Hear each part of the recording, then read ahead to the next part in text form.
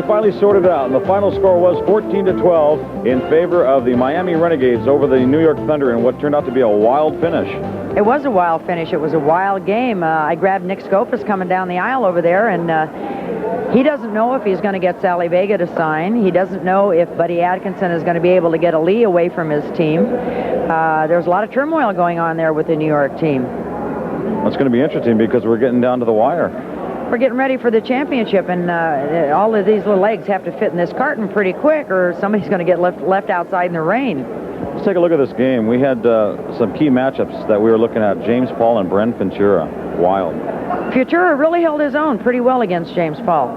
He really did. It's the first time I've seen them come head-to-head like that. Dolores Holmes showed Diane Severson that she's not going to sit down and listen to Diane's reputation. She's going to go tooth and nail with her. Terry and Abnett showed me a lot tonight. She took jam after jam. That was terrific for her. Let's see, who else? Mr. Excitement, Larry Lewis. Well, Larry Lewis. I mean, what can you say about Larry Lewis? You can close every game that you see him skate with the same adjectives over and over and over. He just never ceases to amaze me. We've got an exciting feature here. We have a match race this evening between Bren Futura and Sean Atkinson. This has been a situation that's brewed for quite a while. Bren Futura was accused of slacking off and not skating against Sean and causing E.G. Miller to lose his coaching job. So Futura and the Fire organization came to a decision that this race would come off. And off the line, Futura right away all over Atkinson, just blasting him in there. Sean tries to make it back, and he misses and spins into the rail. Futura's not even trying to pull away from him. He's waiting for him. He wants to punish him some more. Oh, he may have found out he made a big mistake there. Atkinson pounds him into the rail. Another leg block, and holding onto the shirt and punching him in the stomach. Another knee block, and another block. Sean's down, but he's not out. He's going to get up and come back again. Futura's still waiting for him. He's got 3 laps to go, and he's thinking he's still strong enough that he can whip Sean. Sean comes back on an elbow to the forehead. That's what he gets for waiting. Another punch, and another punch, and Futura's down. Sean's starting to leave him, and now he's thinking it over. Maybe he'll go, maybe he'll wait.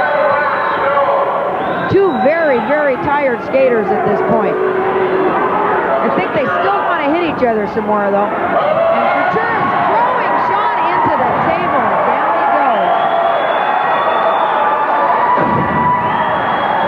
Under the table, they're both being directed by the official to get back on the track where they left the track. And a kick block, and they both fall again. These have to be 2 weary skaters at this point. They both have to be exhausted. Futura's shoelace is untied. He's trying to get his shoelace. Now he's got his skate off. He's going to go after him with 1 skate on and 1 skate off. This has just become now a test of who's the strongest. They're both strong, but they're both tired at this point. Oh, and an uppercut from Sean, and another punch, and another punch. Futura goes down. Atkinson looks like he's bone weary. He's got 1 lap to go. He's just got to go around 1 more time. Futura's doing the best he can with 1 skate. Still knee blocks. Now they're just holding on to each other, trying to get position, trying to get balance, and an uppercut from Futura. Another one. They are both exhausted. Now Sean's coming back with some uppercuts. Another punch. Another punch. Oh, and a knee block jumping. Down he goes. Sean's on top of him now. They are both so tired they can almost stand up at this point. This is really a test. Oh, and they both try to jump kick block, and they both go down. A punch from Sean. Another punch. This is one of the most brutal races we've seen all year. Double punching. 2 tired boys. They're just a dive. They've only got about 30 feet to go to the finish line. And both of them are so tired it doesn't look like either one of them are going to be able to finish. The kick blocks and the punches are getting a little weaker and a little weaker. But they're both game. They're both flying. Sean punches, and down goes Futura. And Sean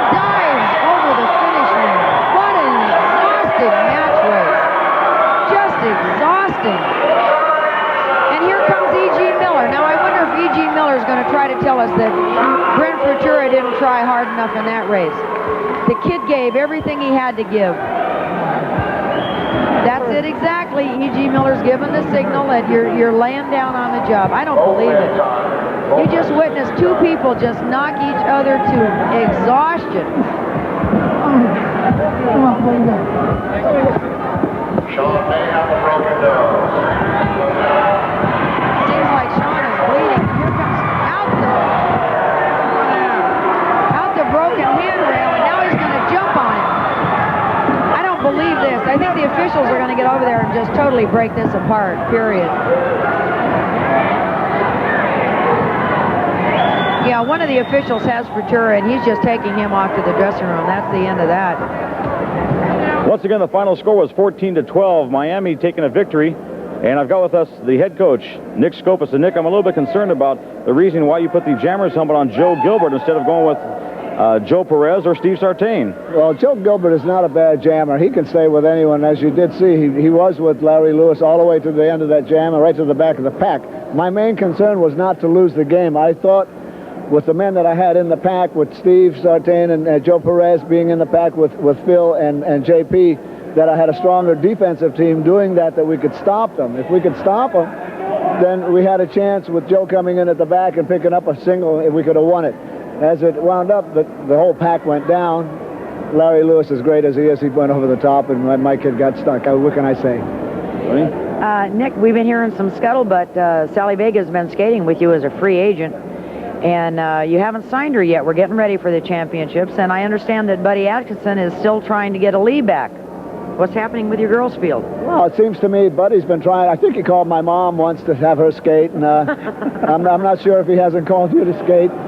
But Sally's a free agent. She's been working with us. I wanted to see, first of all, if she would work in our operation, and she has. As long as she's happy here, you know, we want to sign her. We're trying to sign her. I think Ali, being on my team, will probably do her a little bit more good than being with her father and her brother over there, because, you know, you can't take all this stuff home with you. You got to leave it in the dressing room. She's done a fine job for us. I hope they're happy enough to where they'll stay with us, because they've really helped the team quite a bit. If they decide to go with Atkinson, well, you know, what can I say? There's other fish in the water. You got your skates?